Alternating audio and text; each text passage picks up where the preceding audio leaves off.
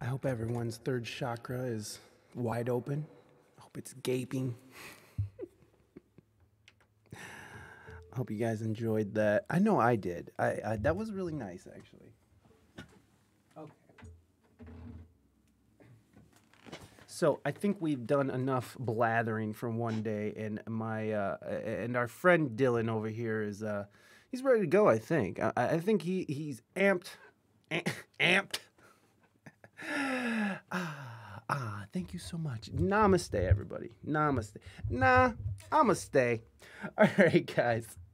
Let's put our hands together and bring on today's guest, reggae artist, reggae and soul artist, Dylan Keawe.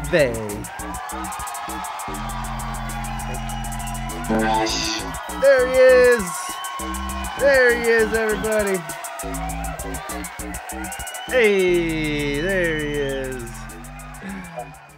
Dylan, thank you so much, man. Thank you for your patience. I appreciate that. Oh, thank you for those claps, mighty. Appreciate that. And again, I'm gonna go ahead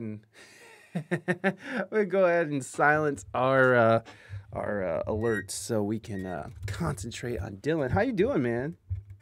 Good, man. I'm doing well. Thank you for having me once again. Oh, of course, man. Of course. I appreciate you coming on the show and sitting through whatever that was.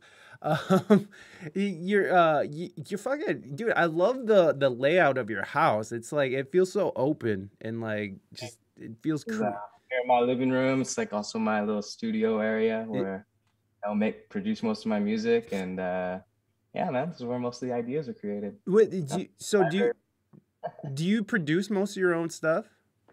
Yeah, well, so I'm working with a producer named Patrick Izon, who's an incredible R&B mostly producer, but I'm one of the few like reggae artists that he works with. And so I'll produce most of and write and record most of my own music and lyrics at my house. And because I play a little bit of every instrument. And yeah, I use Ableton and I produce in there. That's where most of the stuff starts. And then once I have like a structure and kind of the direction I'm going, I'll send it over to Patrick and he kind of adds that extra sparkle and to the next level. So, man, I have to admit, man, like I was like that, dude, you got some really sexy tunes, man. Like I'm terrible with names, of course, but it's a song that you released, I think maybe at the beginning of the year. What the heck was it? I had it on repeat, man.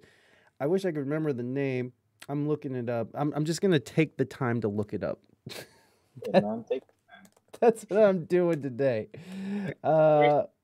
This year, at the beginning, I released one called "Beautiful," and then I released another one named "Never Ever" in March. Never Ever. It's Never Ever. It's super islandy, but like then when you're listening back to your like EP and stuff, like you hear it all kind of come through. You sing a lot about love and relationships and you just have like very island vibey sounds. And that's what I love about island reggae is that it has that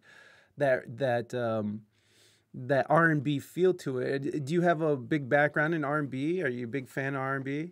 Well, it's funny, man. I'm a huge fan of R&B now, but like growing up, I grew up listening to mostly like my dad loves roots, so I grew up listening to like roots reggae, the old like foundation artists and stuff like that. And you know, my mom, they also are both rockers, so I can't get that twisted. You know, my dad loves the roots, but they're rockers, you know. So I grew up listening to like grunge and metal and like all different kinds of like really energetic music. And it wasn't until I got older that like I decided to like, you know, I'm here on Maui. I live in California now, but you know, and I was just kind of just wanted to start just committing to a more mellow, like introspective music, like you're saying. And I think reggae is like a good conduit for that. And especially in the island, the R&B influence is so heavy, you know, like it feels like everybody has like an amazing soulful voice, you know? Yeah. I feel like I have a soulful voice, but I'm still working on like just the different styles, you know, because growing up listening to rock, it's inevitable that that's going to come out in your music. It's funny. Your parents are like, what? Like, were they listening to like Slayer or something? Like, what was their? You know, my dad gave me my first like Slayer mixtape when I was a kid, and Oh, that's amazing. It's so like that is such a juxtaposition it's between great. Yeah, and then my mom, she loves like alternative music. uh So like with I was born in the 90s, so like I grew up with like Nirvana, Stone Temple Pilots, Pearl mm, Jam. yeah. Her favorite people I gotta say is like U2 and John Mayer, who are also like John Mayer is a huge influence on me. He's just Yeah. an incredible musician.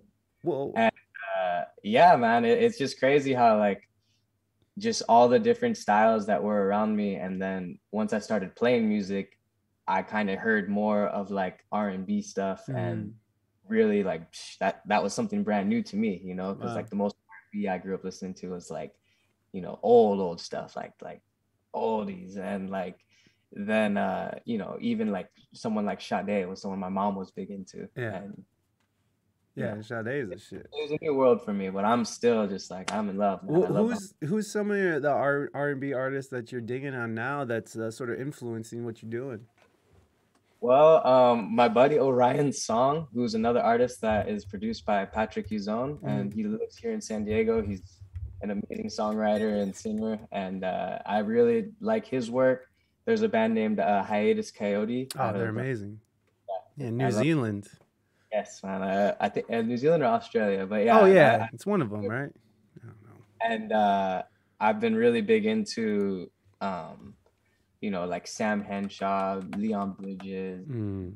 a lot of like vocal people, and it's crazy, man. Like just exploring all the different subgenres within R&B, because whatever genre you grow up listening to, there's always like a million different subsects of each thing. And Yeah, totally, totally.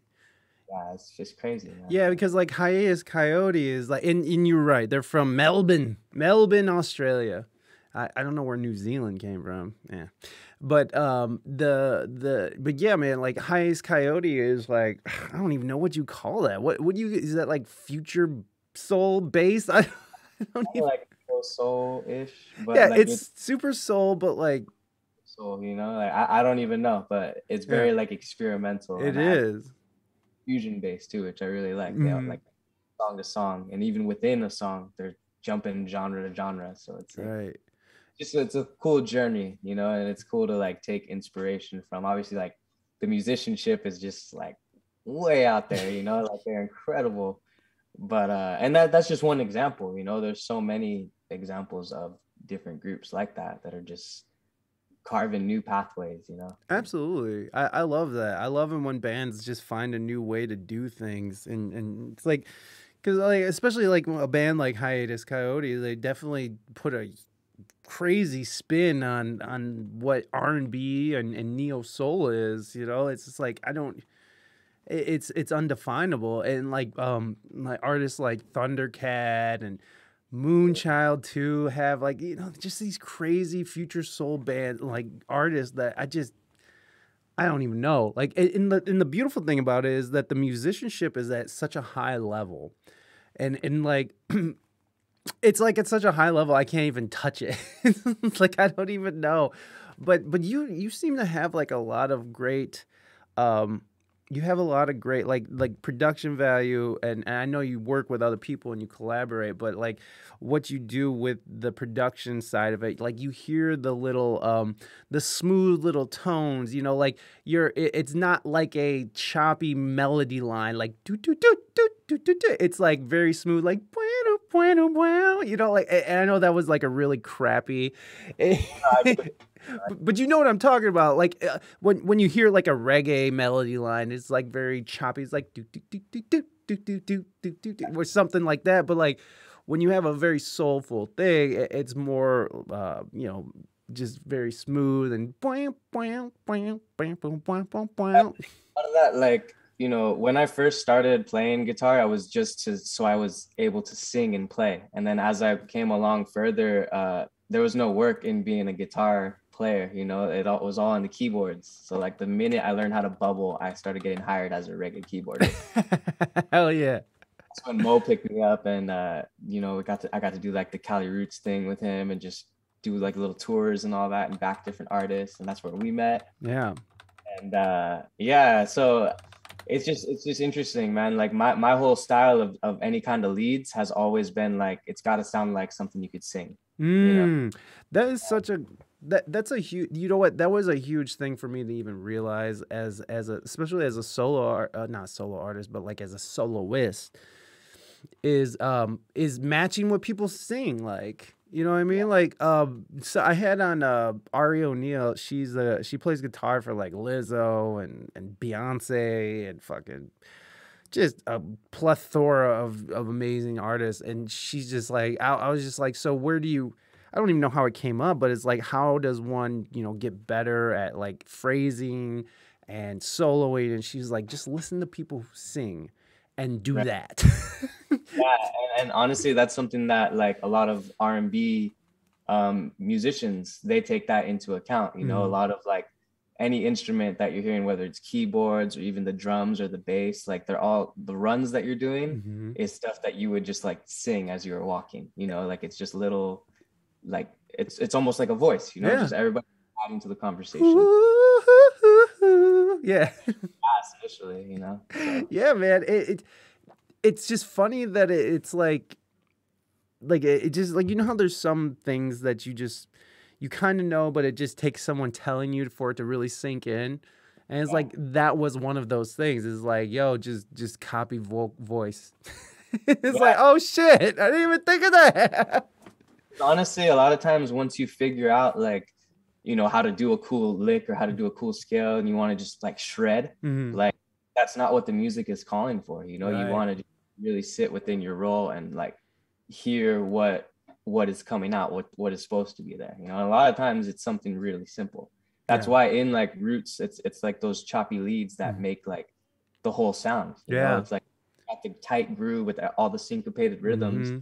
and that one extra choppy lead Yeah. works another like syncopated rhythm, and it's like they're all percussion instruments. Whereas Mm. R&B, I see them all as like different voices kind of working together, and reggae, it's all different drums. That's It's like the James Brown thing. What is that? What are you playing? It's a drum. Drum. You know what I mean? That's a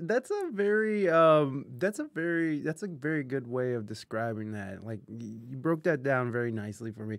I'm surprised he didn't have two auras that constantly shift. Chaos essence. Bro, my auras are fucking fiery, son. My shit is fiery. You missed it, Cartagena. My shit is on fire. Hold on, I gotta show Cartagena.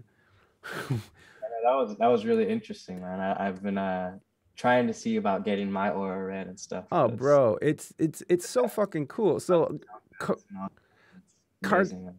Cartagena. This is a Cartagena. This is my aura picture, and you missed the description, and I won't bore everyone again, but like I'm very fiery, and I'm very what is this? What is it? I take charge. I'm a thrill seeker. I like the rush. I'm controlling sometimes. Stress. So that's me, just a big ball of fire. So there you go, Cartagena. Um, I just have I'm golden, fiery red, and Reina is like green and blue and shit. It's hers is weird, not weird, but much more calmer than mine, which is very obvious if anybody knows us. It's like my shit's always. "Ugh." No, man, like that aura shit, man. It was because like I don't know how do you feel about like going and getting your tarot read or like or having someone read your future or whatever, like what is your how do you process that? Is that something that you have a belief in or other? Yeah, well, I mean, I'm someone who considers myself to be pretty spiritual, but not like in an organized way at Yeah. all, I you know? feel you. So I'm all about doing introspective work. So when it comes to like having a psychic speak to me or having someone read my cards, I think that's very beneficial, but as a means of directing you to do your own inner work. You know, Mm. like even something like that chart that you were showing where it was saying like your chakras are all aligned, but your third eye chakra could use some attention. Mm-hmm. You know, like that's something where you didn't have to go talk to a tarot reader or a psychic take away something from that information. Yeah. But in the same sense, a psychic or someone like that who is better able to articulate what you're trying to understand is like, I think that's helpful, you know. Me and my girl, we have packs of like, she's got them, I should say, I should clarify, but she's got like packs of tarot cards and stuff, and like little like the Four Agreements is like a really influential book, especially for I'm sure a lot of people that do have beliefs in that. The Four Agreements, I've heard that before. It's like speak with purpose or something. It's like four agreements. Like one of them is speak with purpose or some shit like that. Your word. Kind of like just like speak with purpose, and you know, there's I don't want to butcher it, you know, so I don't want to be impeccable with your word. Impeccable with your word. Yes, that's what it is. Speak with integrity. Say only what you mean. Stay away from using the word to speak negative of yourself or to talk about others. Use the power of your word in a way of love and truth. Yeah, and so that's just one of the four agreements. Yeah, you know. I think so. There's a lot of good things that can be taken from those things. It's like any religion, man. They're all preaching the same messages. You just got to take away the positive things from them and apply them to yourself in order to continue to grow and get better, you know? Yeah, I'm with that, man. Yeah, I mean, I came up very Catholic. Cartagena, wife would say it's the devil. You'd be canceled. You know what? My mom was the same way, Cartagena.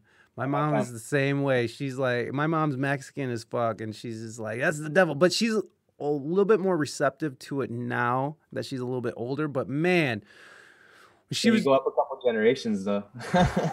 Yeah, exactly. Well, but here's the thing about that is like my mom thinks that that's the devil, but then then she'll have her egg. And she'll have her egg, and she'll be rubbing her egg all over her body whenever she has a headache or some shit.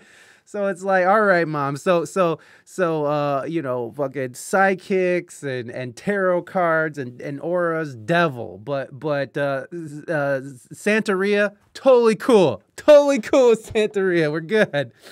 I love Four Agreements. Be impeccable with your word. Don't take anything personally. Don't make assumptions. Always do your best. Absolutely. Yeah, I've heard of those before. And is it a book? Is this a book or is this just a? It's a book, and there's actually like a few of them. There's like a series, you know. Oh, okay, okay. Like different things like that to take a look inward and kind of do that work that maybe you've been putting off. Like, you know, people we're taught how to work out, we're taught like to be physical and stuff, but no one teaches us how to like think, how to like sift through our emotions and like, absolutely, you know, how to deal with things. So yeah, I think it's just something that's good practice for anybody. Yeah, I agree, man. It's like I don't know, do you meditate at all? I do. I mean, I try to. So every morning, like I wake up like around like 7 or 8, and I just first thing I go on a walk with my dog. And while I'm on that walk, I don't listen to music. There's not really any like, you know, too much riffraff, cars driving around and stuff like that. So it's just real peaceful and mellow, and I can just kind of set my, you can always I can set my intentions for the day, like how I'm gonna feel, what I'm gonna accomplish, all that kind of stuff. And you know, it doesn't always have to be sitting down and like, you know, just getting into a lotus position and like, you know, reciting a mantra for an hour. Like a lot of times meditation can just be like taking that extra 10 minutes to just really like just think about like your situation, how you're feeling, and just like, you know, become aware with everything around you, including the stuff that's going on inside. Yeah, I mean, like people you know, like when I talk to people about meditation, and it's like people's like, well, I just can't keep, you know, I just feel like I'm doing it wrong. Eddie Blunt, how dare you? Welcome in, my friend. Thank you for following and creating a Twitch so you can hang out. I just created my account right now, so I could... That's tight, though. I appreciate you guys doing that. Eddie, welcome in. Eddie's been on the show 1,000 times, so he knows the rules. But I can't believe this is when you first got. You just now started it. Anyways, welcome, Eddie. But like when people are meditating, what I hear a lot, and especially when I talk to people about it, because it's been so helpful for me as someone who is, you know, who has a fiery ass aura, you know, like someone who does have a lot of a lot of manic energy going on around me a lot. And I mean, you could just see the fucking mania that's constantly in my life. So it's like even my ancestors fucking hovering around up here are like, get your shit together, bro. Stop jerking it into the sink too much and fucking do something. Yeah, I like the idea of our ancestors like floating above us and watching us like have sex and stuff. They're just out there just watching us wank into the fucking toilet or whatever we're doing. Eddie, I saw followers almost to 1K and said I'm gonna add. What'd you say, man? Are they forced to watch or do they just choose to? Because I, that's like that's a whole that's they're mandated by God. oh, man, what's it all depends on your beliefs with the afterlife, I guess. There you go. They're mandated freaky ancestry. And that is a good question. Now, are they forced to watch all of it, or do they turn their head away? If that's what you believe, you know, let's just take it one step further. Yeah, exactly. If that's what you're into, bro, that's what you're into. Well, I'm only saying that because that's what the lady said, that these like orbs are like my ancestors and these black orbs are my ancestors. And the first thing I think of is just like, okay, well, they watch me masturbate a lot. So fucking sorry, ancestors. I guess you're doing that. But yeah, that is a great question. It's like, are they mandated? Are they? If No, it's not for me to say. yeah, right. I believe in freedom of choice, ancestors. Yeah. So if you don't feel like you should have to watch me do all, make stinky or whatever, then you shouldn't have to. Yeah, I mean, if they really had the freedom to go wherever they want, why would they just be chilling right there? Yeah, which is very strange. Well, they were saying, the lady who was giving the reading was saying that there are guardian angels and stuff. So I'm just like, okay, well, I guess they can guard my everything. I think that there's a lot of there's a lot of good things I'm sure that you can take away from what she was telling. Yes, I know I'm just being silly and being ridiculous, but it is cool. And what I get a lot with people who are trying to meditate is that they feel like they can't keep focused on meditating. And one of the things that I learned is that when you're meditating, especially if you're like sitting down and actively trying to meditate, is that it's okay for your mind to drift. It's okay. But the idea is to come back to center and come back to your meditation, to your mantra or whatever it is that you're focusing in on, counting, breathing, whatever it is. And really, like, I think ultimately it's just a practice of self-discipline, mental discipline. Because like that's that, as kids, we're not really taught that much. Like if we're not taught, then we're just doing our own thing. Yeah, if you're not taught to like be disciplined mentally, then your thoughts and emotions can really control you. And I think that's something that it's important for everybody to kind of accept that and then do the work to kind of absolutely. Have you I mean, you sound like it's someone who's been doing the work. I mean, what does that look like for you? What does doing the work look like for you? What are you working on? Man, all I can really say is like the main thing I've been trying to do lately is like not compare myself to others. And really the only thing I can truly compare myself to is the person that woke up in my body yesterday. Yeah. Because I can separate who I am from what I'm feeling. I can separate who I am from what my body looks like, from all of these things, and in that sense, all you can do is just try to take this vessel and this life that we got in front of us and just continue to progress each day. So if I can just continue to, be a little bit better than the person I was yesterday, however that manifests itself, then I think that's doing the mental work. Sometimes that's just resting, sometimes it's just taking extra time to like, just relax and hang out with the family and all that. So it's like whatever it takes, I think it's different things. Yeah, absolutely, man. The idea of being grateful too is like one of the things that I've found that has been very useful. It's truly like once you have that attitude of gratitude, it's a game changer, man. Like you Yeah. can't really be too hard on yourself in a sense, you know, like it's all I am is grateful that like I'm better than the person I was 5 years ago, Yeah. you know, and like hopefully the person that I am in 5 years will be saying the same thing about this person, you know, Yeah. and as long as I kind of keep, you know, setting that intention and working towards that to make that real, then I think that's all I can do to stay like sane, you know, because everything else is pretty maddening. But you know, all I can do is like keep myself in as sane of a state as possible. Yeah. Yeah, totally, man. How was this last couple years for you in your mental state? How was that for you? It How was has it interesting. been? Sorry. Yeah, I mean, it's been interesting. I think, you know, before the whole shutdown happened, I was just heavy into like touring and Yeah. grinding and just, you know, just always in contact with a bunch of people. And then I had finally, you know, put a bunch of work into getting my first EP out there, and I had planned to release it, like on my birthday, which happened to coincide with the day that the shutdown happened.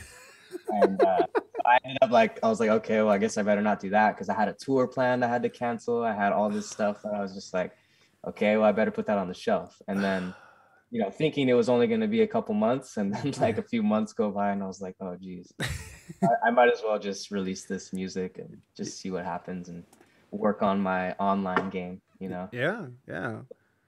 At this point, that's still something that like I'm trying to get better at. You know, I've been just trying to get better at producing better quality content and just really staying the course for releasing music in a way that it's going to be uh, you know, as accessible as possible. Hmm. You know. And what is that? And what have you learned and how and to enact that?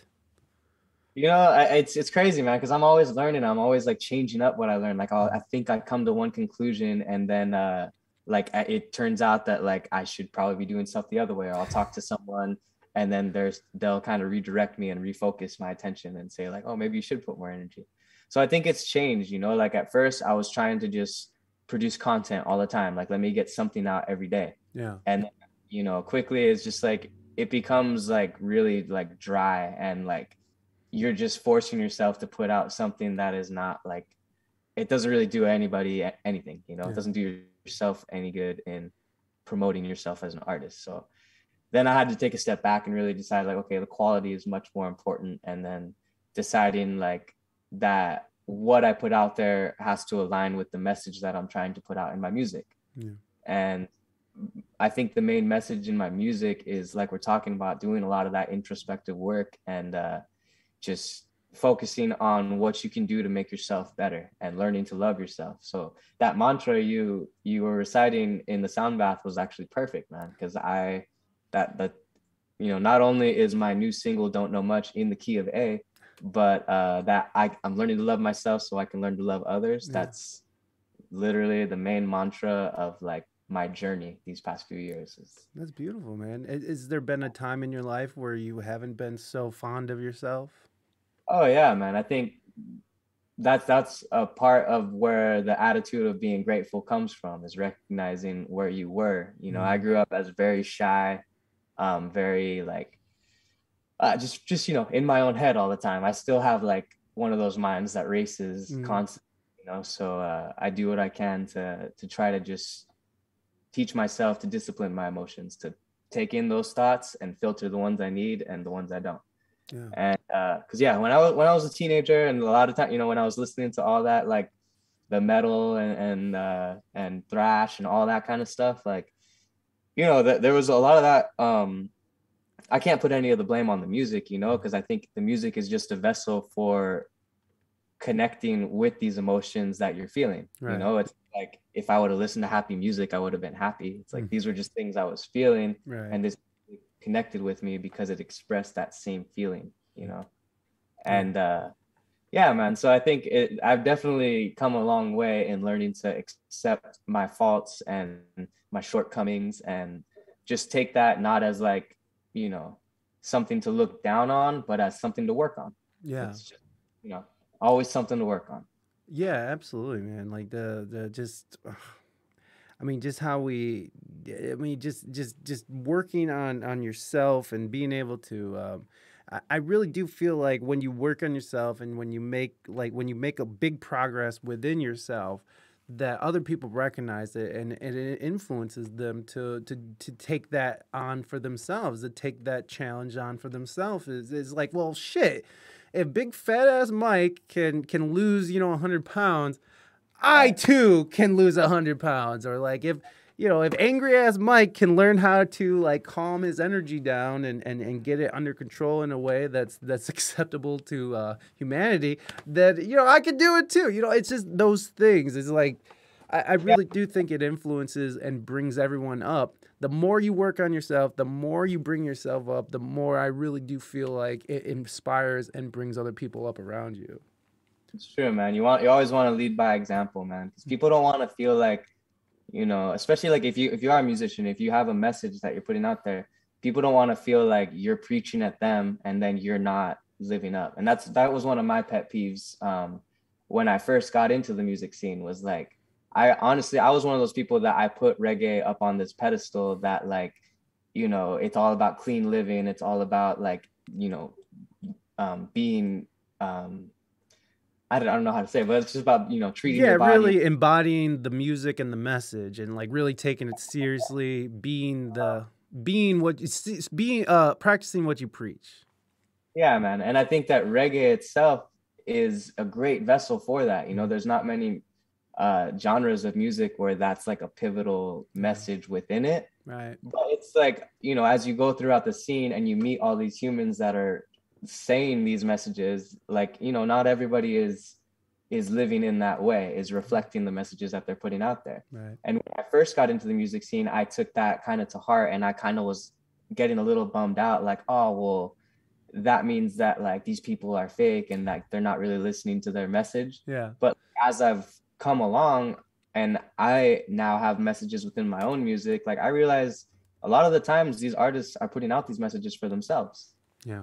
So it's constant reminders for themselves to act in this way. Yeah. And it doesn't mean that you're always going to be that way. We're all human, man, Yeah. So that was a big lesson for me that happened when I wanted to feel comfortable putting out these messages of like self-growth and learning to love yourself. Like, even though I still have days where I don't feel that way, right? Like, so coming to terms with that and accepting that, like, hey, the message is still real. Yeah. There's nothing fake about the message that you're putting out there just because you still are working at it, Yeah. Yeah, and I don't like. I'm not trying to talk shit, but there are people out there, just like there's fake psychics trying to take people's money to give them whatever. And there are people out there who are just literally just doing it just for the sport of it, just like I'm just doing it because I can, or like you meet those people and.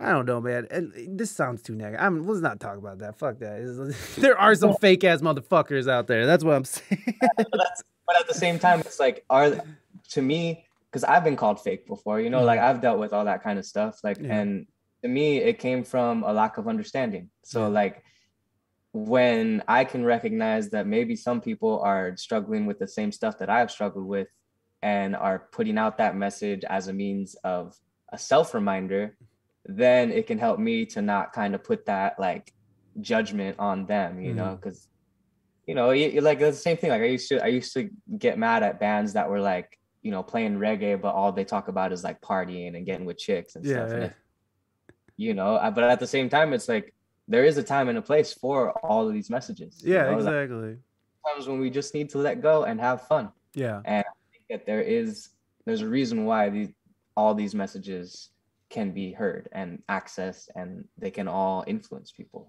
Yeah, for sure. And I used to have a way harder judgment hammer than now. And especially because I spent a lot of time in San Diego, and there's a lot of reggae. It's a big hub for reggae, especially that Cali roots reggae. And when I first got there, I was just like, what is all this fucking white boy bullshit? You know what I mean? Like, it just, for me, but it was just it came off I didn't relate to it, but you know, as I got to know the culture of Southern California, got to know the culture of the music, got to know the culture of, you know, California's own brand of reggae music, you know, like I started to see past like my own judgy bullshit. And that's the thing. It's like getting past your own projections and your own bullshit and trying to just enjoy shit for what it is instead of putting it in some weird box. And it's like, that's white boy reggae, so I can't ever like that. And so that's just going to stay here and I'll just judge it forever.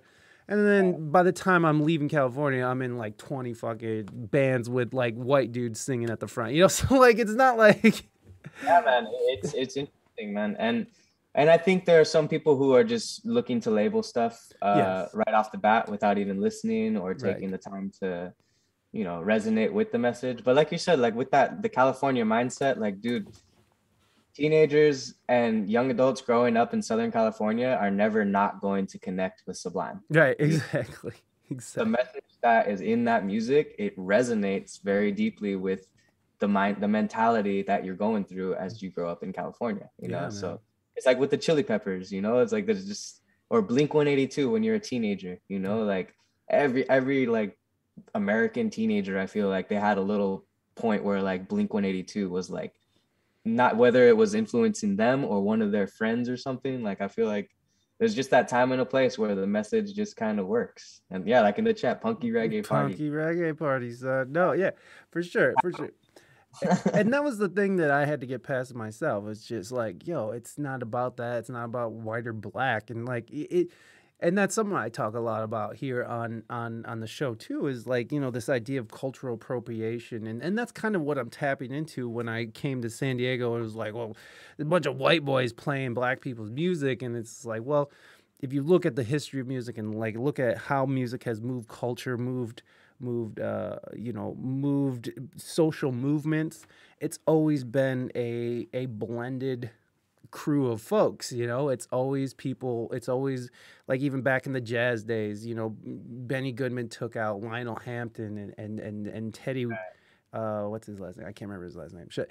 But two black dudes on the road with them back in the swing era, which is like the Huges know, you know, like no one, but it was these things, these music and art has always pushed, you know, all the social stuff forward. It's always been hand in hand. And so to look at music and art as like, you stole that from them and blah, blah, it's not like that, man. It's like everybody's sort of sharing this pot, you know, we're all sort of pulling from this pot of creativity, and it's Yeah, all just to create a vibe that people can just chill to. It's not, you know, it's not about race. It's about fucking a feeling. It's about a message. And that's what right. people get lost in. And, you know, and like you said, you've heard it too. You know, I'm sure people have been like, you're appropriated. You got dreads on and you're red and your hair's red. No. Oh, bro, that's definitely something that you deal with. But I think, you know, reggae is especially different in the sense that, you know, with the Rastafarian movement, it's something that's very rooted in black power and black unity. And I think that that's where that message gets twisted a little bit because, you know, like any genre, they may have started with some things like people use gospel chords in pop music. Mm-hmm. And does that mean that gospel chords are only allowed to be used with the message talking about gospel? Right. Right. And I mean, just to interject real quick. Oh, go ahead, man. No, but like if you like know anything about like Ray Charles, is like Ray Charles took gospel and made it into the pop scene, and he took a lot of shit for that. The fucking church was real mad about that. So yeah, like And there's always going to be a backlash, man. And I exactly. think, man, like reggae has been in the mainstream since like the 80s. You Yeah. know, Miller was singing too much commercialization of Rastafari in the 80s, you know? So it was like, I think, or it's 70s even maybe, you know? Oh yeah. I think it's been around. And as long as people are doing like fusions of genres, like the message also gets fused, you know? So Hmm. the people that get caught up in thinking that like a certain genre should only be with a certain message, they're more specifically speaking about a subgenre, Mm. which is like if you think that reggae should only be talking about like Rasta stuff, then you really like roots Rasta reggae. which is like, that's okay. You know, I have no problem with that. And I think that there's, you know, there's plenty of messages that are for everybody, you know, like that there's a reason my dad is white, you know, and he connects more with like Rasta roots, traditional foundational reggae more than the newer reggae that's out right now. So I think it like you're saying, it's bigger than the race, even though the race is another, like, it's like a channel that's used to speak a bigger message, which is this, you know, this equality, this unity that we should all be reaching for. And, you know, unfortunately, throughout Black history, there's been a lot of, you know, things that like courses of events that have led to like different cultural aspects being belittled until further down the line, when all of a sudden they're taken into different hands and then, you know, made into a more mainstream thing.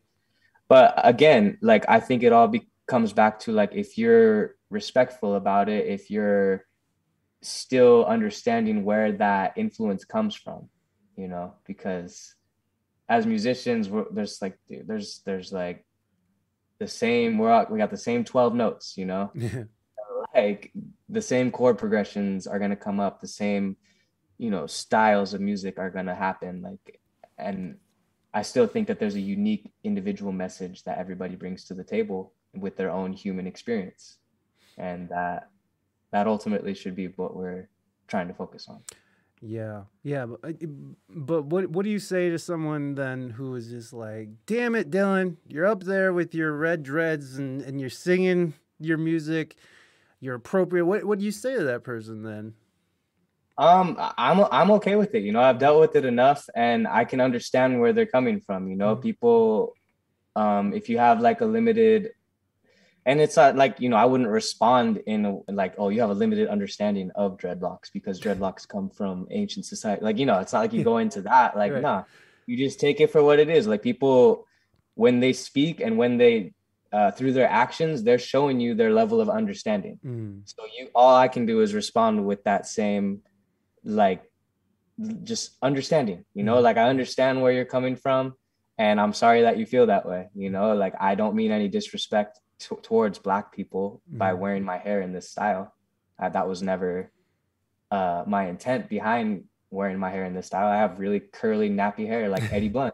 You know? Eddie When I Blunt. don't brush it, this is what happens. You know, this is 10 years later.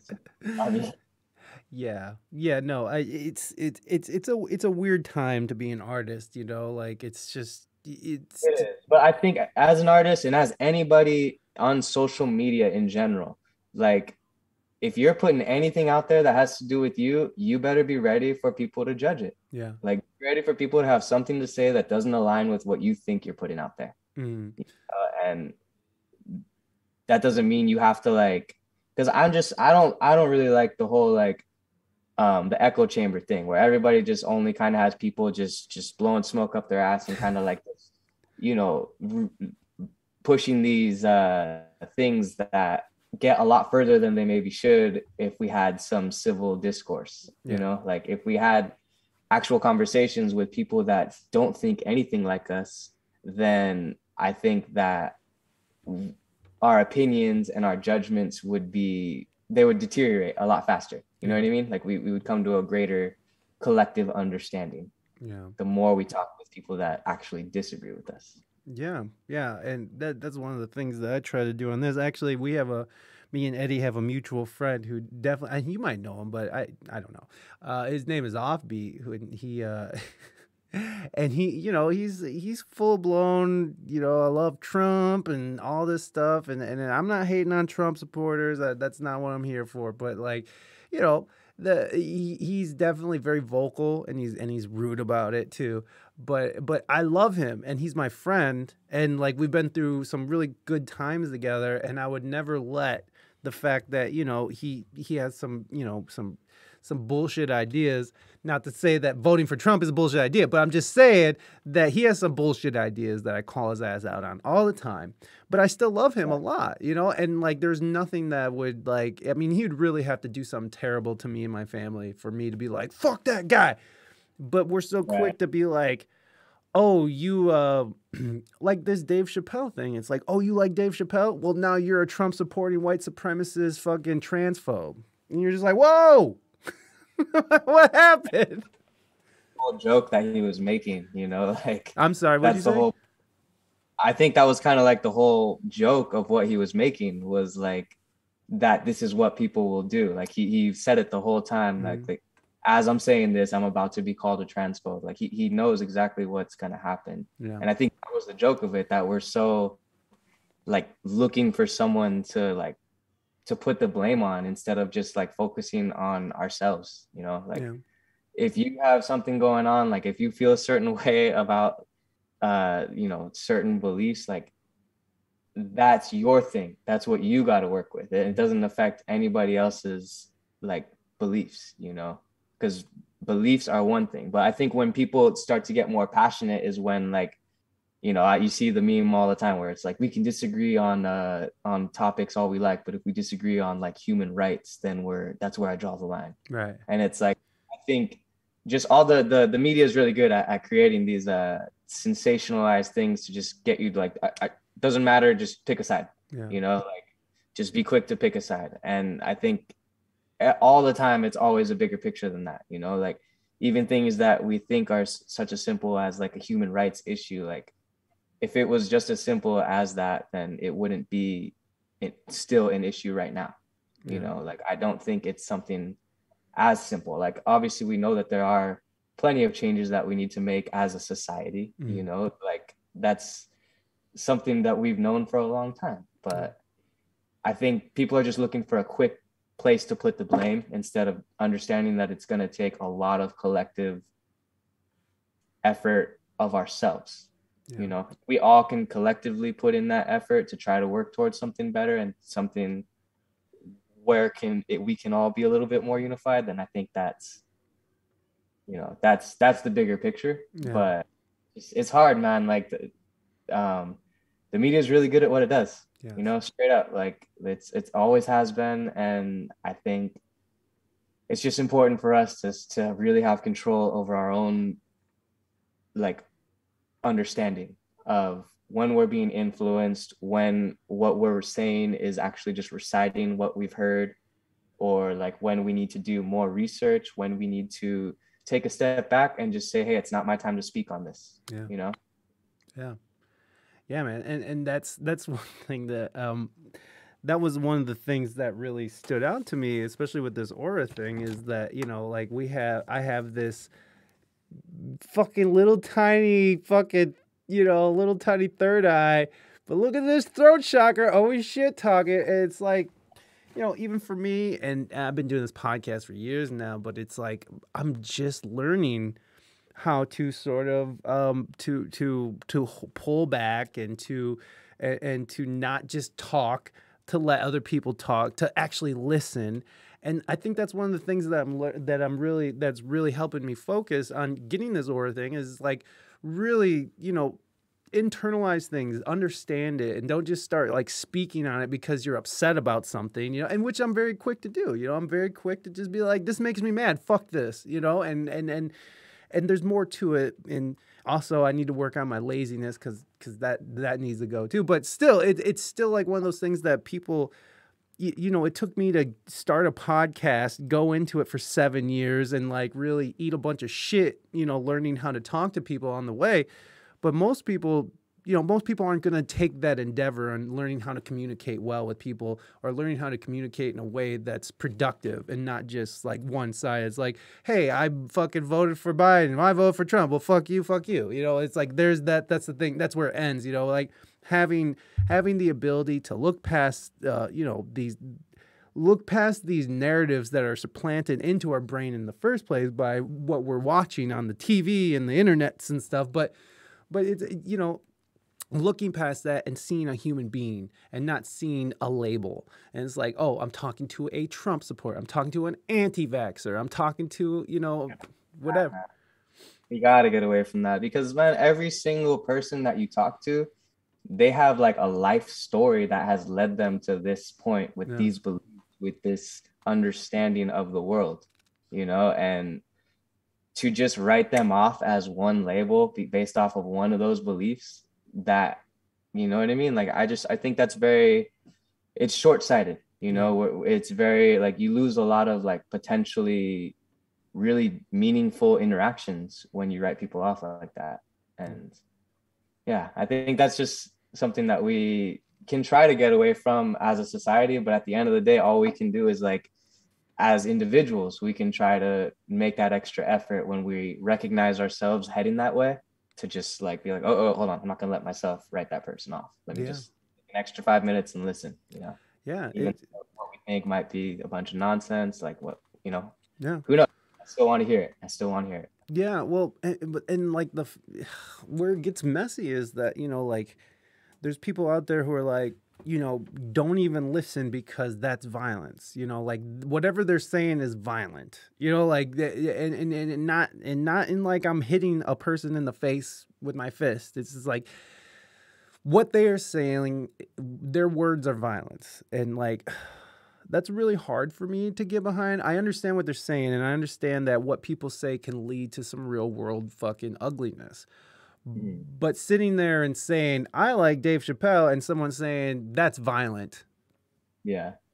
That's Well, a, I mean, again, like that goes back to me. Like, I would hear that and recognize that that's coming from a level of understanding where they're just reciting what mm, they've heard yeah. that fits their point of belief. Like, Mm, if you're someone who believes in like the message that is being portrayed about transgender people by the liberal side or the conservative side, whatever your response to this Dave Chappelle thing is going to be based off of that. And so mm, I think, it's hard, man, because it's not like you can just tell that person straight up like, hey, what you're saying is just recite. I mean, you yeah. could just, what you're speaking to me is not coming from you, it's coming from what you read on a Facebook page or on an Instagram post, and there's nothing that is your personal reflection coming out.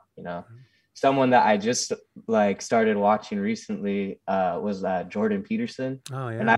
I put him off for a long time just because I was one of those people that is like, labeling and just writing people off by labels. But Mm-hmm. like, I've heard a lot of people that I respect kind of use quotes of his and just different topics that he talks about. And it's kind of a lot of the same message, man. Like, especially with regards to the transgender thing, I think it's not anybody's, this is my personal opinion, it's like, I don't think it's anybody's responsibility to like be mandated by law to have to refer to somebody by anything. Like, if I want to call myself like, a different name or a different gender or any of that stuff, it's a tricky, I understand it's a very tricky subject, but like, I just think it's up to us personally. Like, if I wanted to be known as something and be called something, and someone didn't want to respect that,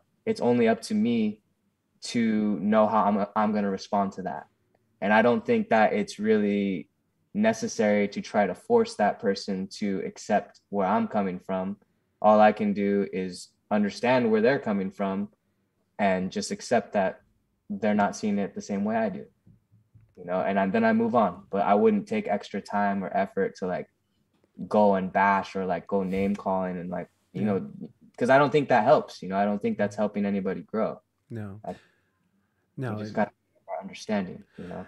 Yeah. Yeah. No, I agree, man. It's really, when you're trying to force someone to do something and it's not what they feel, like really feel, it only creates these feelings of resentment. And so like what's happening now is like, people aren't allowed to talk about certain things and think people are getting silenced. And you know, all silence does is drive people into extremism. And I think that a big example of this is how we ended up with Donald Trump. Is like we sort of the coast and the elites and you know the elite liberals were all just like, you know, fucking flyover states in the middle, or deplorables, or idiots, or whatever it was. It was like for so many years the people in the middle of the country or the South have been just shit on by these elite people who they see as elite liberals, blah blah blah blah.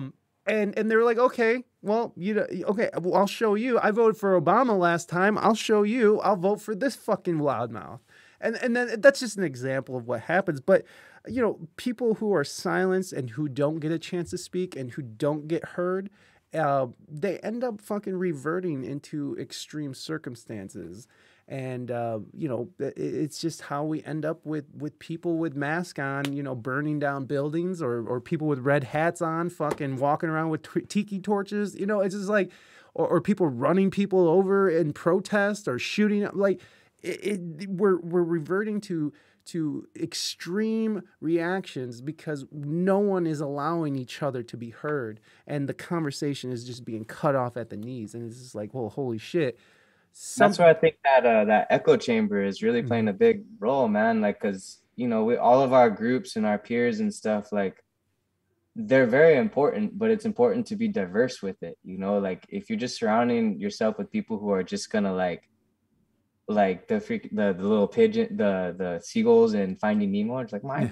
Like one person just says it, and then they all get riled up, and then you don't even know what they're actually trying to say. You know, and I think it's important to have like a one-on-one conversation, you know, like in a manner where we're not gonna like react in a way where we're gonna, like you said, I'm not gonna cut it off. I'm just gonna hear it out. I'm gonna save my responses and try to develop them from a point of understanding where you're coming from, instead of just my initial feelings, you know, because we're so like, yeah, I think just in general with anybody, it doesn't even have to be political stuff, with any interactions, with any kind of like just anything, man, like not reacting initially, but taking that extra, maybe it's just 5 seconds to just like take a breath, you know, and like really let it like settle in and recognize your emotional response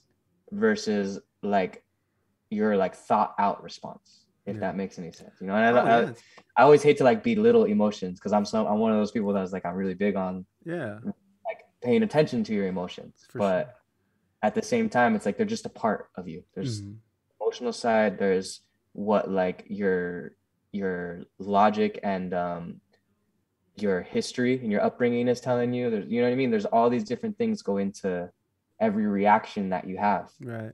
You just let those reactions happen without filtering them or without even like acknowledging them, then we get into some messy, extreme situations where people are blurting out stuff that as it pops into their head, and then someone's like, yeah, I think that too. Hey, yeah, that makes sense, you know? And right there, baby. That's look at that big throat chakra.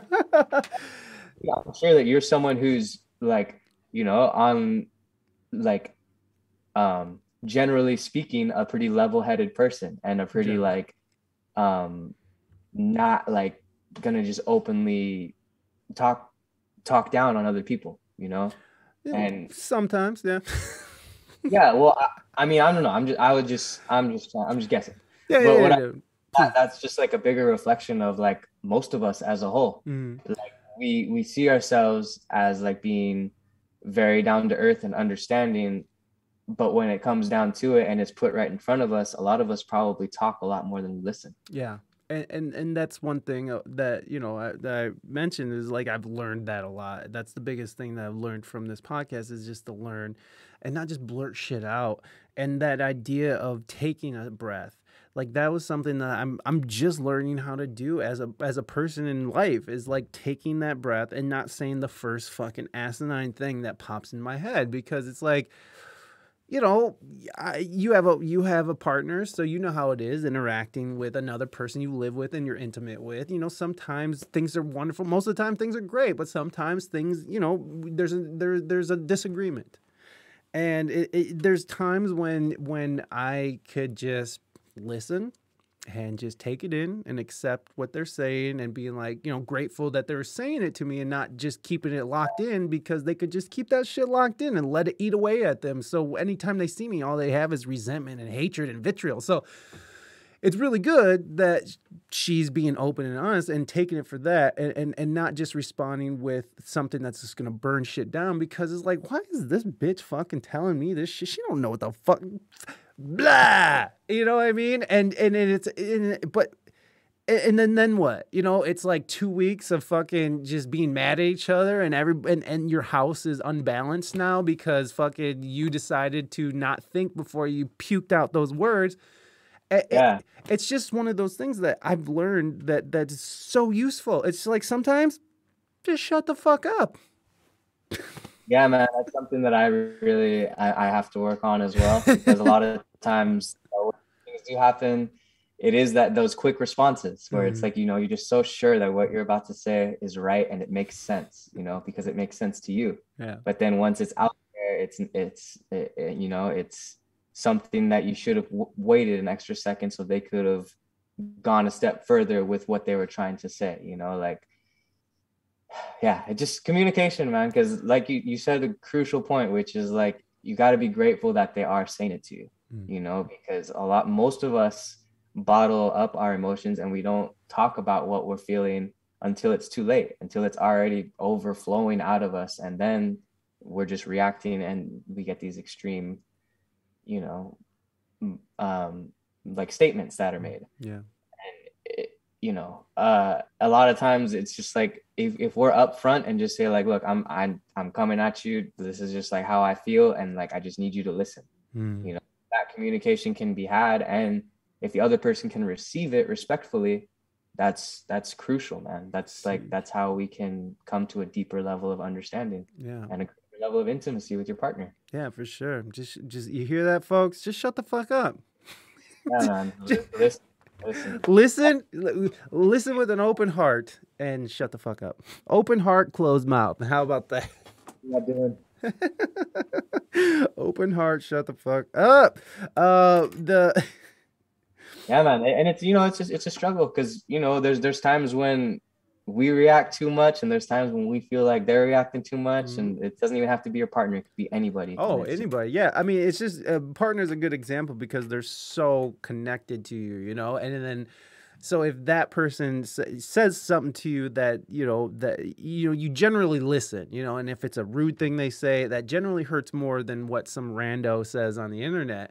But having a control over your emotions when you're dealing with the person that you love and respect the most is going to definitely transfer over to people, because like you just sort of have to, like, there has to just be this general blanket of love and understanding, because there's some people out there that it's so hard to love and it's so hard to understand, but you have to go into it with that, because it's like anything else is like you're just throwing like two negative magnets at each other. They're just, you know, they're just going to push each other away. So it's you really do have to sort of go out into the world with this blanket general love, or else you're just gonna see nothing but hate.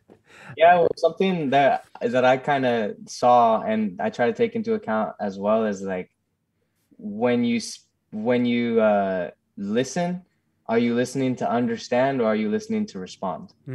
Yes. And I think that there's a huge difference in that, because a lot of times you can recognize conversations where you're talking and the person's not hearing you. You know what I mean? Like, they're just straight up, they're ready to, when they're just waiting for your mouth to shut. They're going to say whatever they were going to say. Yeah. You know, and it doesn't always have to mean like you guys are going at it or whatever. It can literally be like you guys are just on totally different, you know, like planets. But it's like, but those conversations, man, like, I think the more we can try to focus ourselves and try to listen in order to understand instead of listening just to respond, that's like, it's a big thing.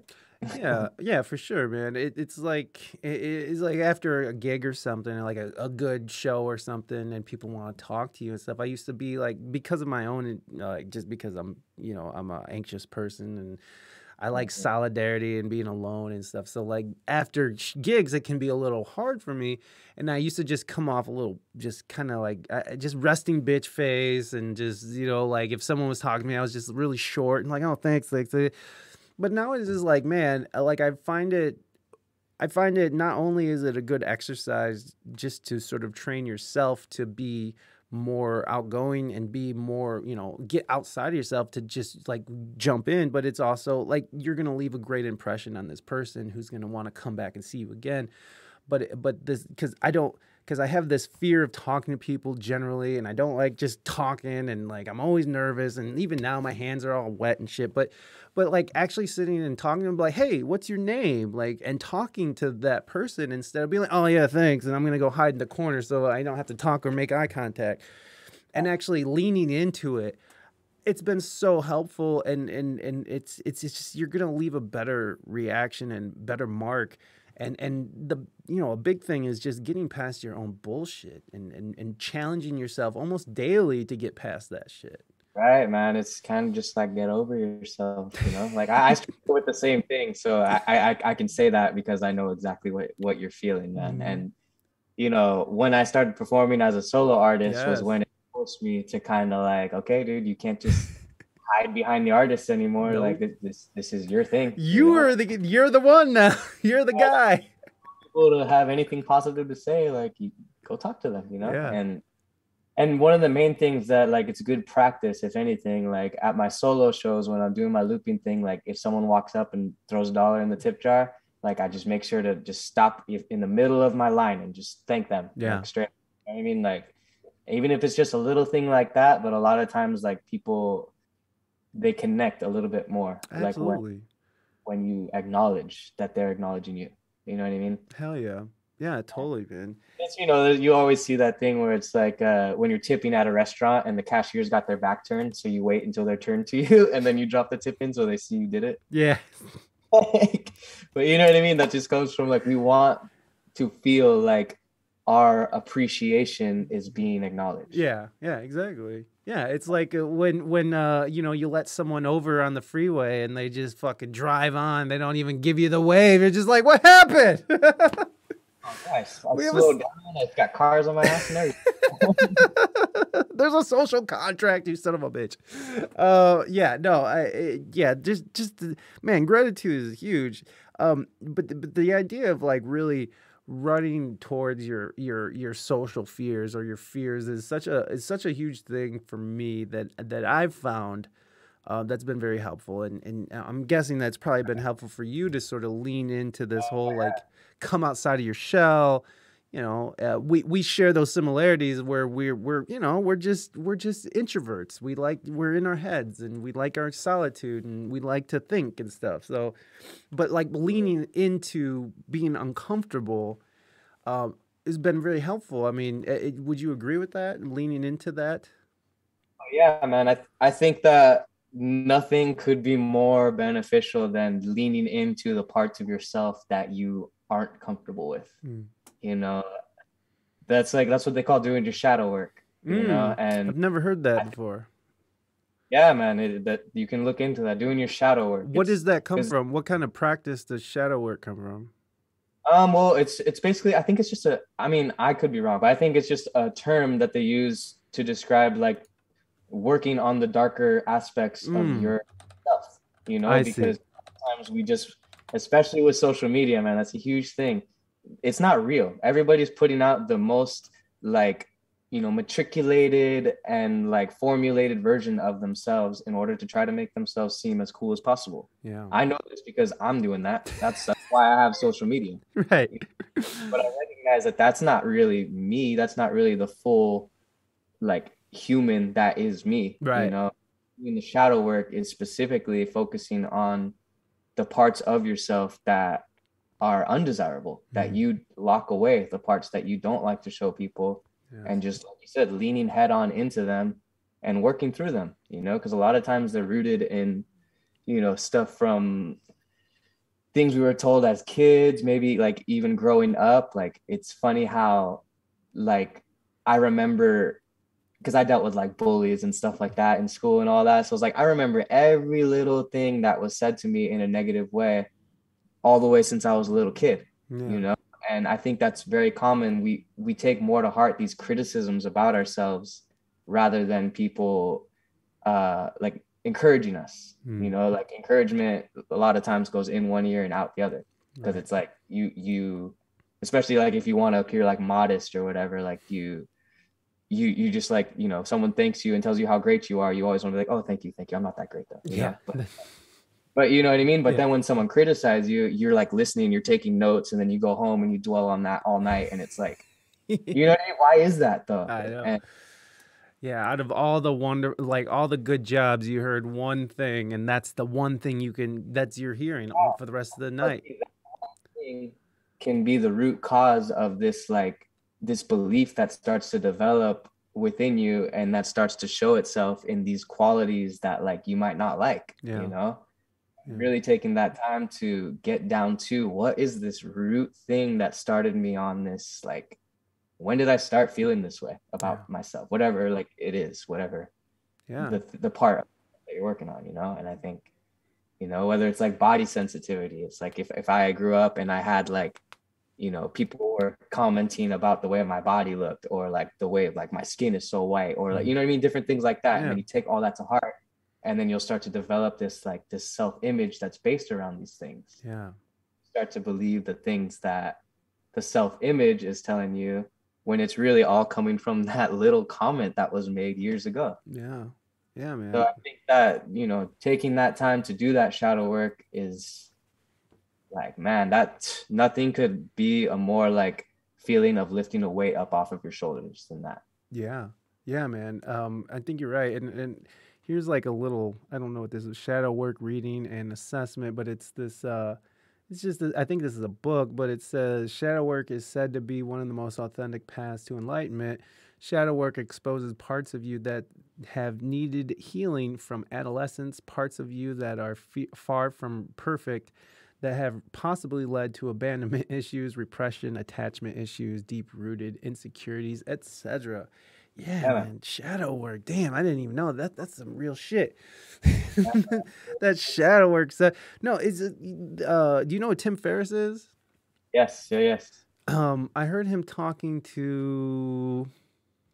He's another huge influencer. He's another like rich dude. Something. He just has like a letter. It's like something P or something. Oh, what is his name? God damn it. He's like so huge and he talks really fast and he's just like, oh, this is what you do. And this is if you want to grow on Instagram. Oh my God, who is it? Anyways, he was talking to this other famous, talking head. And Tim Ferriss was like, he's he's the guy who I read and was like, oh, that's a really good idea. Lean into your insecurity, lean into your fears. And it has been something I've been doing. But like he said that, every time you go to like a store, like for him it was Starbucks. So every day he would go to Starbucks and he would say, hey, can I get a 10% discount? And look them right in the eye and sit there and feel the awkwardness and sit in the awkwardness. And Wow. and he and you're at Starbucks and you're talking to somebody who's an entry level position, making whatever, way underpaid, whatever. To sit there and be like 10%, what? Like that's a ridiculous thing to ask someone, but it's ridiculous on purpose. And he actually said the conversion rate is like 70%. So like 7 out of 10 people he asked for a 10% discount was just like, sure. So not Yeah. only is he saving money, but he's also working on his insecurities. He's working on feeling awkward. He's working on pushing past those blockages because, some kids in class might be really smart, but so afraid to raise their hand and ask questions to fully understand something, and that'll hold them back forever. And so, like, fighting through those urges to stay silent or to not do something because you're uncomfortable with it, and fighting those urges has just been insane. It's like meditation and leaning into fear has been like my big and medication, but medication came way later and is sort of the thing that sort of tied it all together. But like meditation and leaning into fears has been very helpful for me. I don't know, how does that sit on your ears? Yeah, no, I think that's that's the journey, man. That's what we're all here to figure out, is like, what is it gonna take for us to be like, I don't want to say content or satisfied, you know what I mean? But like just feel good about the direction that we're moving, Yeah. And I think it's different for everybody, and it takes different work, and that's Mm. why that just sitting there with the parts of yourself that you don't like, and just taking that time and figuring out what started it and how you can work on it, and then actually doing the work, that's crucial, man. That's how you grow as an individual. And then, as going back to what we were touching on earlier, like, people recognize you doing that work, and maybe it inspires them to do that within themselves. Yeah. And then maybe your circle is growing. Yeah. And then as that circle expands, then we can Yeah. each one teach one. Right, exactly. Because it's like your circle, that energy expands to your circle, but then their circles, their energy expands to their circles, and it's just like it's like the rings in a pond, right? It's like a splash in a pond. The rings sort of come together in different areas. They all just sort of blend together. Like they just keep going out. The wave just keeps going out and out until it, I don't know, dwindles or turns into a tsunami. Which, how awesome would that be if it was a tsunami of fucking like, like responsible and self-loving human beings who are like trying to just have an open heart. Like that would be a great tsunami. We need that kind of tsunami. I think because we put so much focus on, like, fixing all these broken parts of the system and all these different things, but like, it's like the same thing with a lot of, like, doctors and people that are like wondering why we aren't teaching people to be more healthy. Right. If we're so worried about all this health stuff, like, why are we not pushing more natural diets, like, eating more fruits and vegetables, drinking more water? Why are we not pushing that? I think, but all you can do is focus on yourself, so that's, if you can recognize that that's going to do you more of a benefit than trying to, like, be the missing link that's going to fix the broken system. Like, you can be that missing link, but you got to work on yourself and then lead by example, so that other people could also be the missing links, and then you guys can all link together. Yeah. Because I feel like if you're trying to be that missing link and you're not okay with yourself and you're not right with yourself, then there's no way that you're going to be able to be a link for anything, because you can't even rely on yourself to get shit done. How are you going to be a link that connects and bridges? Like, I don't. So like you kind of have to have your shit together if you're going to be in that position of power, and that's why it's like we see these like impotent leaders, that we vote in, these weak human beings I think what we're seeing is people that are seeking out the position rather than those people for the job. Like, I've always believed, I don't know where I saw this, but like, the best leader is someone that doesn't want to be a leader. Like someone that is just literally the best person for the job, and so they know that they're the best person for the job, and they take that position. Right. They recognize the enormity of the responsibility of such a task, and they don't want to deal with that, but they do it because they know. Like, someone who is seeking out that position, that's already, like, in my opinion, that's a red flag. You're looking for a position of power that says that you have some issues with authority and with your own self-image. Yeah. And so I think that we have been in a constant cycle of letting people letting people lead us who want to lead us, as opposed to people that have the means to lead us, if that makes sense. It does, because the people who are leading us now, and in a governmental sense, are just they're spineless. I mean, some people, there's some really good leaders out there, obviously, but they're, for the most part, they're just spineless, greedy, just sort of giving into whatever whim that makes them the most money or gets them the most power. And it doesn't matter if their constituents are affected, or it doesn't matter who's affected. Oh, is that a dog? Oh, that's your dog. Okay. I saw a cat and I was like, oh, that's a crazy sound for a cat. Oh, the cats make crazy sounds too, man. Rah! Yeah, cats Yeah. do make some wild sounds. No, I don't know, man. Like it's just I have a lot of issues with our leaders these days, I and hear you, man. I hear you. But I think, you know, again, it like all we can do is try to understand where they're coming from and what I'm seeing. Like, this is my level of understanding because I don't know any of these people personally, but what it looks like to me is that these are all people that are just, you know, they want to be in that position of authority and then they want to stay relevant. They want to stay in that position of authority. yeah. Thank you, Mighty Mighty. Thank you so much for that gifted sub to Hippie. Appreciate you. Mata Mata. There you go. I had to get some Mighty Mighty in there. Mighty Yeah. Mighty vibes. Thank you, Mighty Mighty. I appreciate you. Yeah. Right.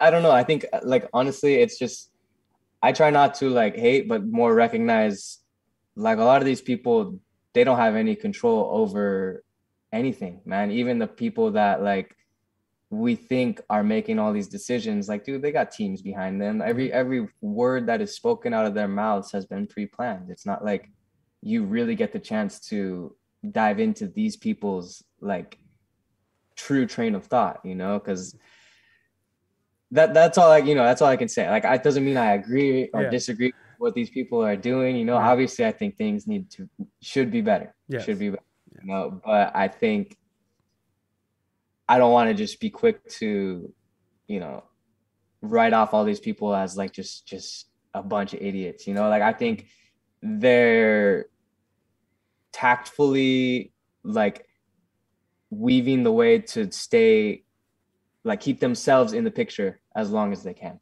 you know? Yeah. And that's the main thing, bro. People just they want to be in that seat more than they actually want the responsibility that comes with that seat. Yeah. Yeah, I think you're right. I think you're right on some level with that, man, because they're just looking for the glory and not looking for the actual work that goes into what they're actually taking on. These people are taking on, you know, huge ideas and huge projects, and just every year, everything just never seems to get done. Things just, you know, people are just arguing. It's all garbage. It's all garbage. But Maybe that comes from something that happens mentally when you become an elected representative of more people. Like yeah, when you're not just speaking for yourself anymore, maybe like you know, there's definitely something that happens when the words that you speak are you're speaking for a whole group of people now. You know? yeah, So I think that's going to change how you go about your business. That's going to change the message you put out. of course. Like I'm sure some of these people, they're saying stuff that they don't even truly believe. You know, it's just they're told it's like this is what you're saying. honest. The power. It's the deep state, son. It's the deep state. Oh, who knows, man? I like. I think it's probably a combination of all these things that people are saying. The one thing that it is, you know. Yeah.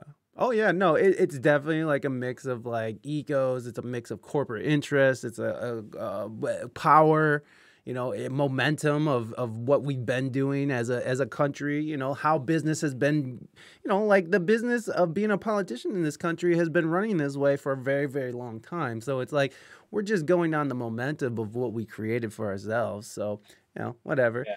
Oh, kitty time. What's your cat's name? Just Fred. Fred.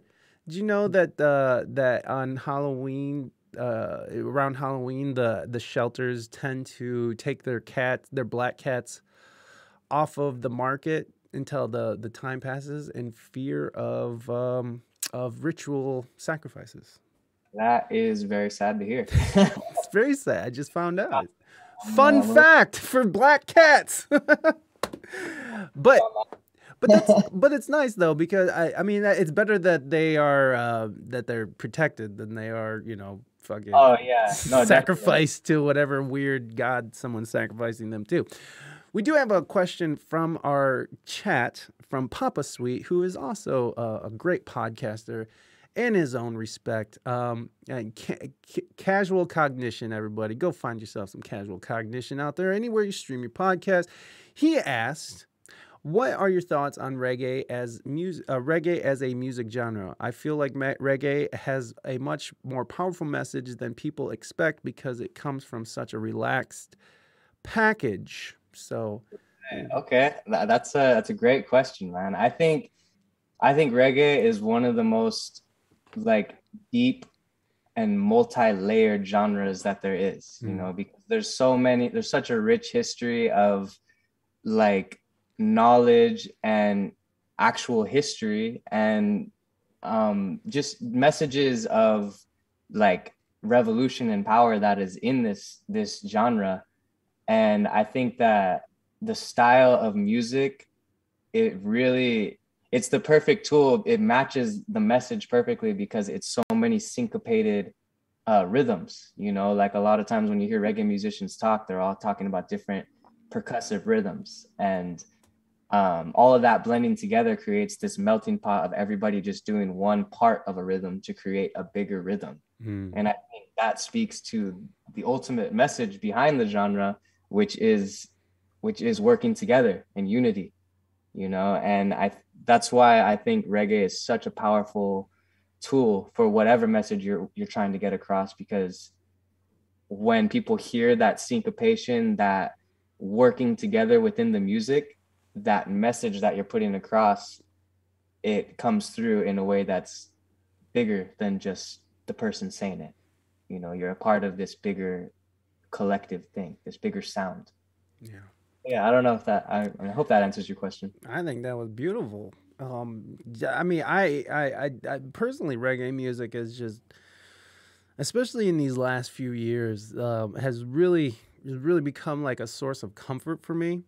And like and it's beautiful because it hits upon my rebellious side, because I tend to lean towards the rebellious side. I tend to not trust our government. I tend to not trust authority. I have a problem with authority.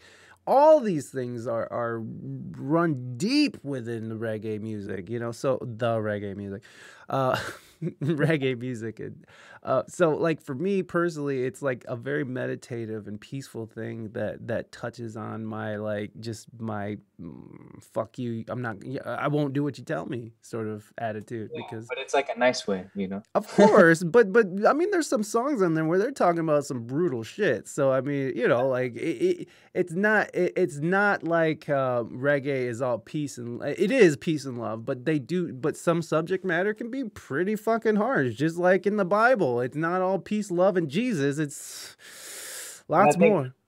that's also like it goes so well with life, you know, because that's Exactly. part of it, you know. That is the message. And my favorite is when you're listening to like what feels like an upbeat, happy reggae song, and then you start hearing the lyrics, and you're like, oh, this is actually This is about deep despair. yeah, This is despair of a whole people. Jesus. like one of my favorite tracks like that is by the Expanders. It's their Mm, track Uptown Set. mm, And it's a great one, man. It's just like this feel good rhythm and just classic, you know, classic Expander style. mm. But cats are fighting, sorry. But yeah, they're talking about like you know, the drug trade. That whole album is like hustling culture, man. It Yeah. talks about like the drug world and like the underbelly of like Uptown Set, man. Like these rich people doing cocaine and partying and doing all these expensive drugs, and they don't know like what it costs to get that high, you know, Yeah. like to put that powder in your nose, like what kind of blood is on your hands, you know. Yeah, man. And that just, but all that within this like what feels like a happy song, you know. So like it's such a cool like juxtaposition, you know, like Love it's it. Yeah. amazing. Yeah, totally, man. I love those songs. I love those kind of songs that have like just the, very major key songs that are just about the most horrific things in life and humanity. But I mean, you gotta have that. You gotta. I mean, like I feel, in part that the presentation of something like that is like there's all these horrible things, but as long as we can keep this underlining, positivity, maybe things will Right. be all right. I don't know. Maybe that's No, just I mean, but it also kind of goes with like even like something like the Squid Games, like the yeah. whole aesthetic of that show. I don't know if you've seen Oh, that, I but like did.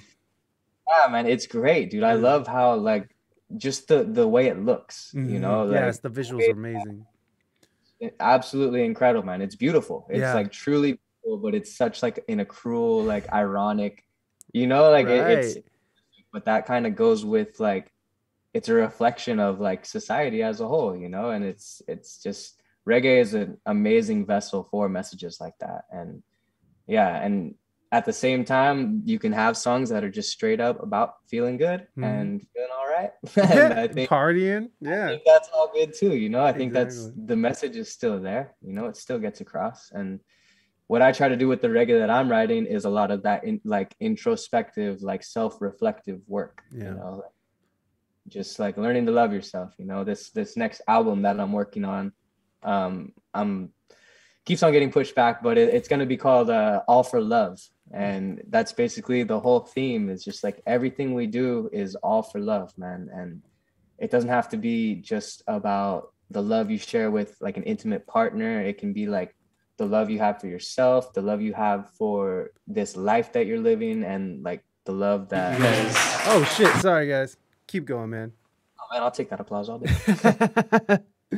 But yeah, man, I think that's really the main message in a lot of the music that I've been writing is just this central theme of love that is behind everything. You know, when people go through their life, most of the actions they take is out of love, more so than hate. Even the actions that seem like they're out of hate probably comes from a place where because they love their circle so much that they are willing to do whatever it takes to you know, whatever it is, you know. Yeah.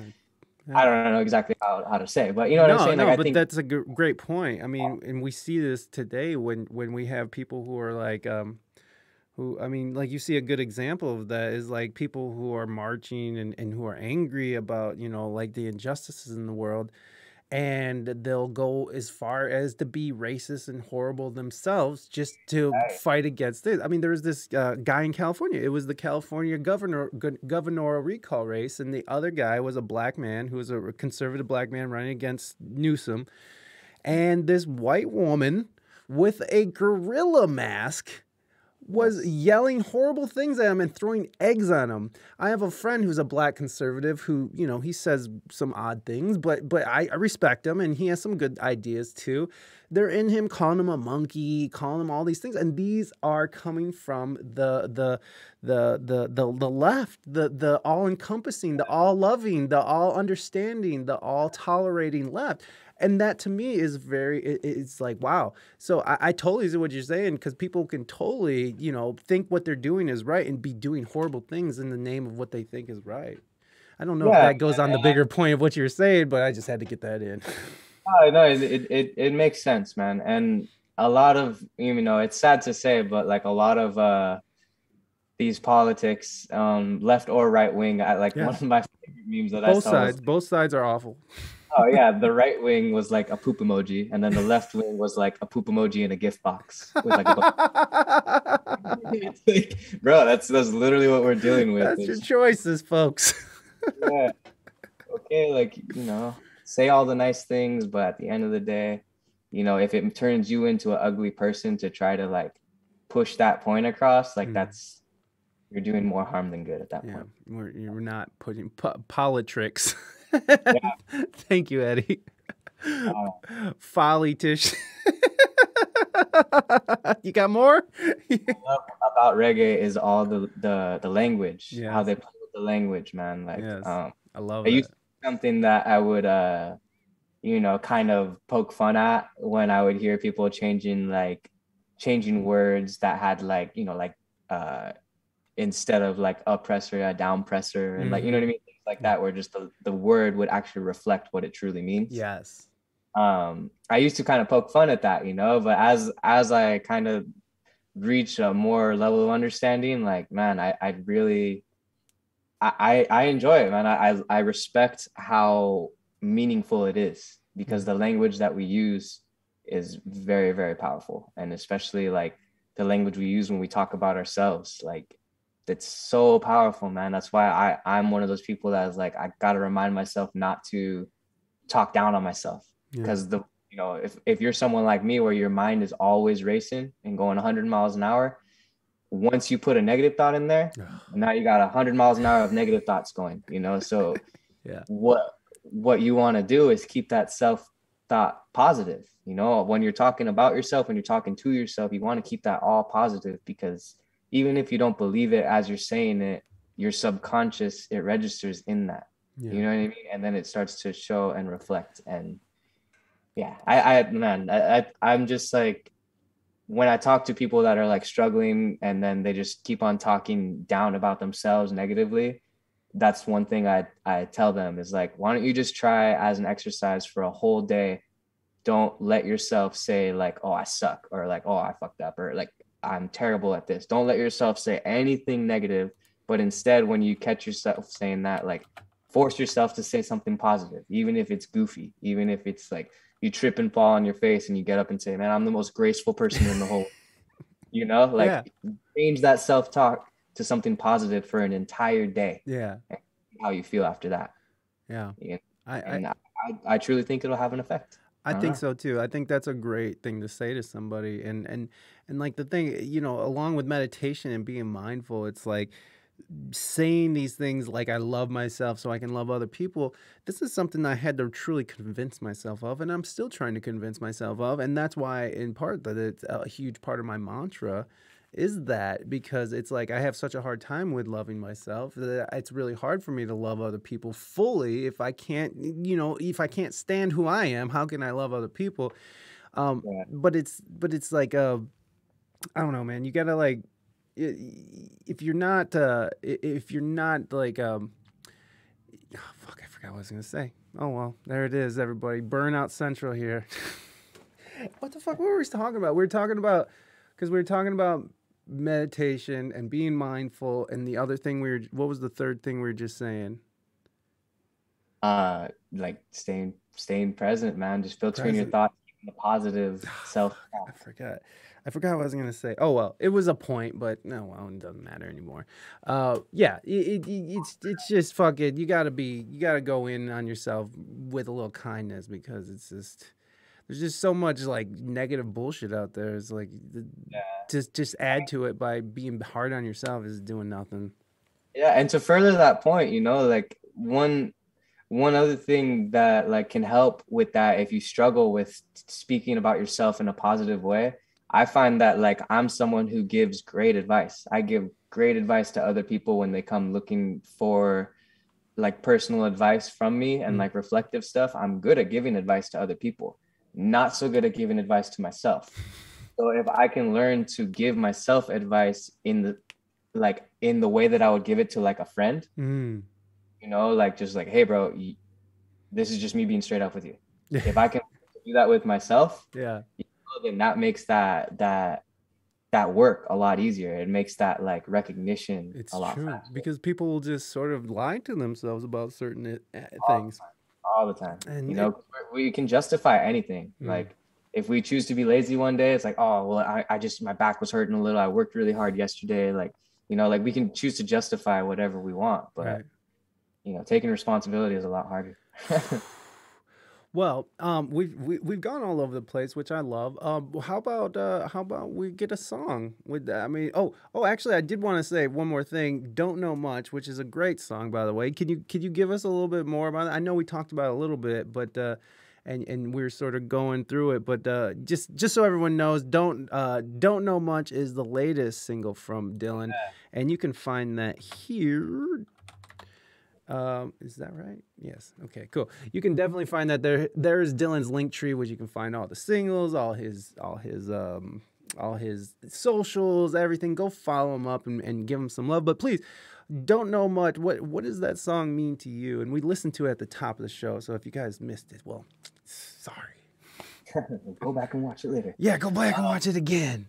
Yeah, well, don't know much, man. I would say the main mantra behind that song is I don't know much, but I know your love, Mm, you know? And that's honestly like it just came from a point where I'm fortunate to be like in a good relationship, mm, and I'm very like comfortable being myself and she's very comfortable being herself. And I think that it was just kind of written as a reminder that even when everything else is crazy, when you know you're having a bad day or things aren't going right, like I know one thing, and that's this love that we've created and that we're developing and that we've put all this time and effort into.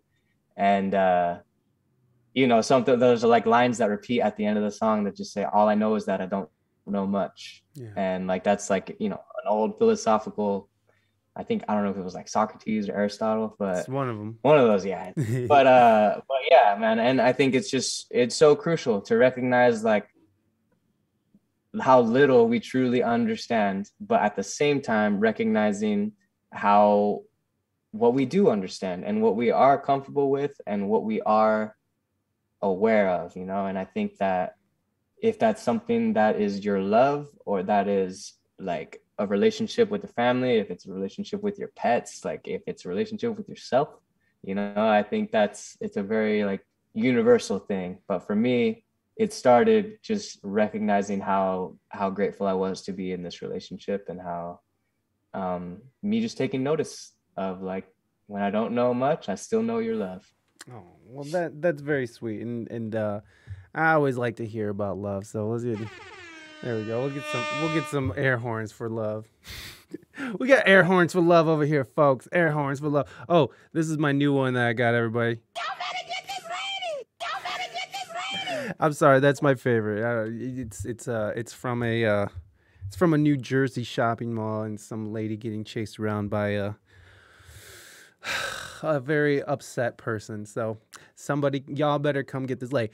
Dylan, are you feeling like maybe a song? Yeah, bro, I'm down to jam one. Let's see what we got. Let's fucking do it then. My looping station back here, so I'm gonna put together a little looping thing for you guys real quick. Sweet, sweet. And if you don't mind, can you like move the chair out off camera so we can see your full body? Yeah, you got it. We want to see your body, baby. All right, here we go. Yeah. All right, guys. Dylan's gonna do a song for us, so I'm gonna turn it over to him, and let's all enjoy the tune. All right. Hope you guys can hear me all right over there. We can.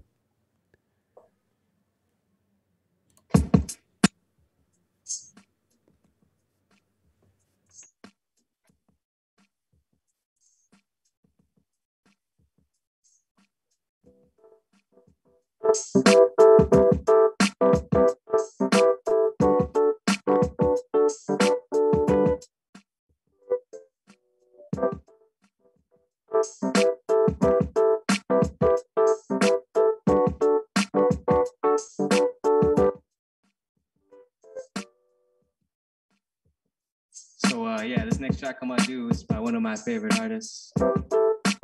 This one's by Sam Henshaw. It's called Broke.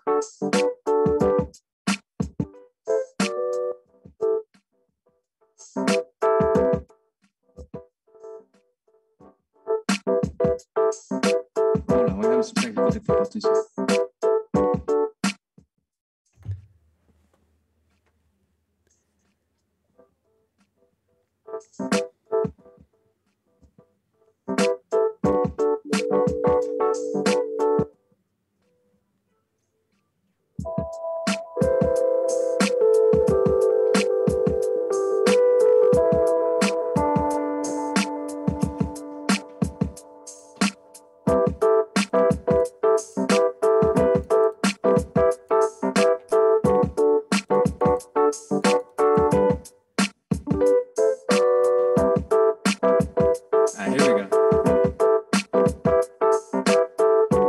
Something with these live shows, yeah. You're good, baby.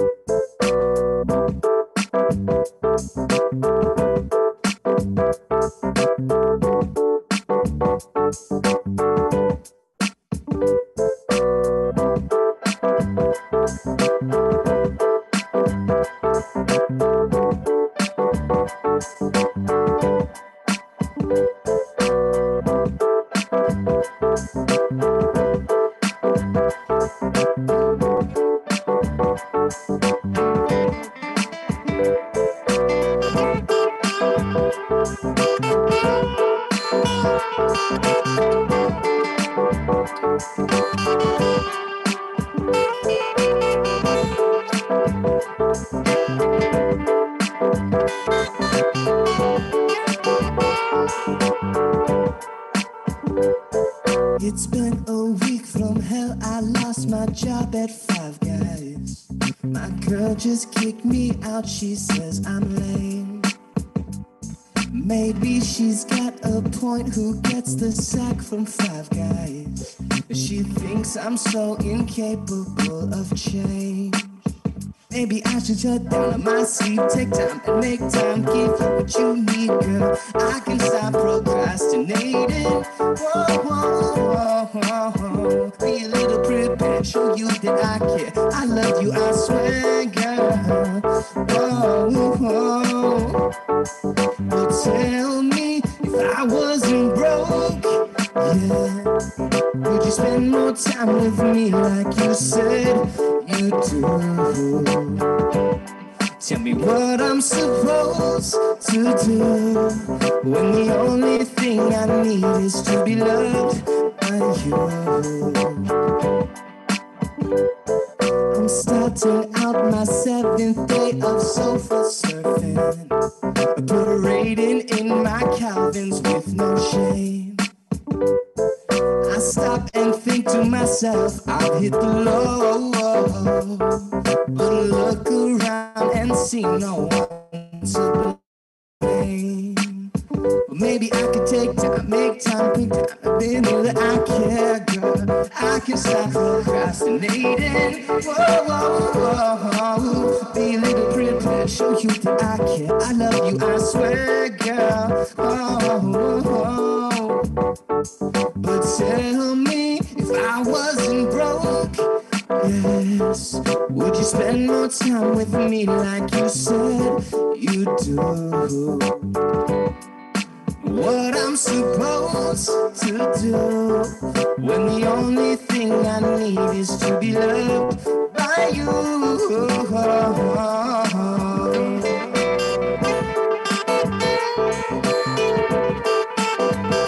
If I wasn't broke,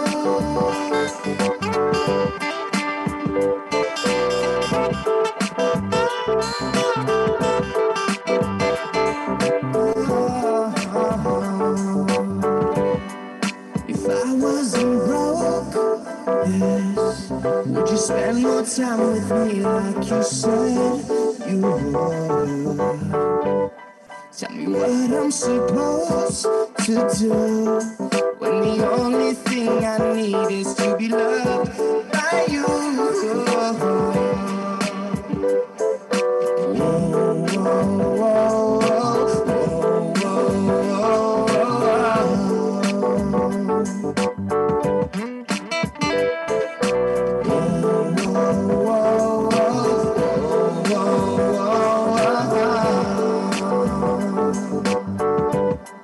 If I wasn't broke, yes, would you spend more time with me like you said you do? Tell me what I'm supposed to do, 'cause the only thing I need is to be loved by you. Thank you guys so much.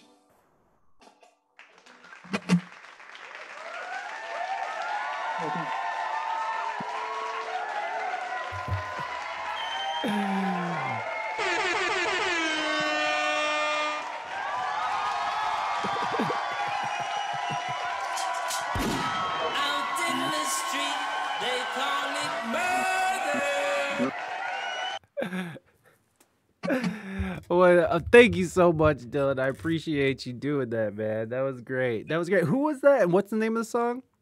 It's by Sam Henshaw. Okay. The song is Broke. Broke. That was great, man. That was great. Dylan, thank you so much for coming on the show today. Is there anything that you want to say? Oh wait, I guess I could come back. Here we go.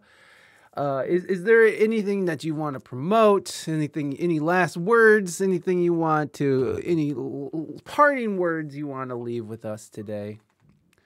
Well, I just want to thank you so much for having me. I love the hair. You got the front wig on. It grew. It grew. That it was so good that my hair grew. So the look just took that long. You grew a mustache all of a sudden, bro. That's how it is now. Sometimes do the live things, man. It's hard to it's like, get it right every time. We're not perfect, you know. Well, oh geez. Well, oh man. Well, See what happened when you stopped playing? My mustache fell off. Yeah, man. So is there any parting words that you would like to impart on us? Yeah, man. Just, keep on growing, keep doing that shadow work. Shadow work. Yeah, man, that's crucial. Don't lock stuff out until it shows up in ways that you don't really want it to, And the thing is, we all keep working on ourselves. We can all just be a little bit better than we were the day before. And I think we can make this world a little bit better every day. I think you're right, Dylan. I think you're right. Dylan, oh my God. How do you say it again? You say it this time. Say it. Keawe. Keawe. Yes, Keawe. Dylan Keawe!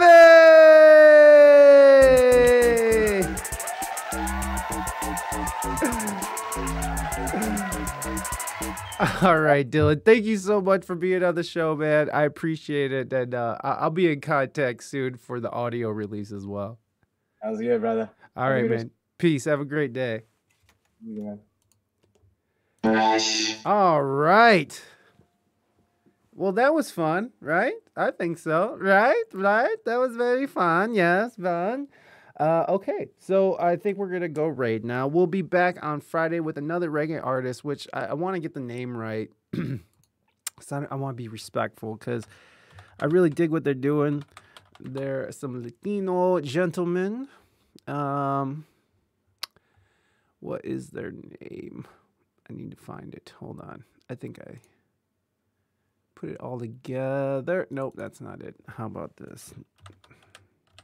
Give me a second. I'm looking. Darn it. Mosaic is gonna be on the show this Saturday. Oh yes, of course. Let's go to Sally Quinn. You can just start it, Reina. Let's head over to Sally Quinn. So Friday we have Mosaics. They are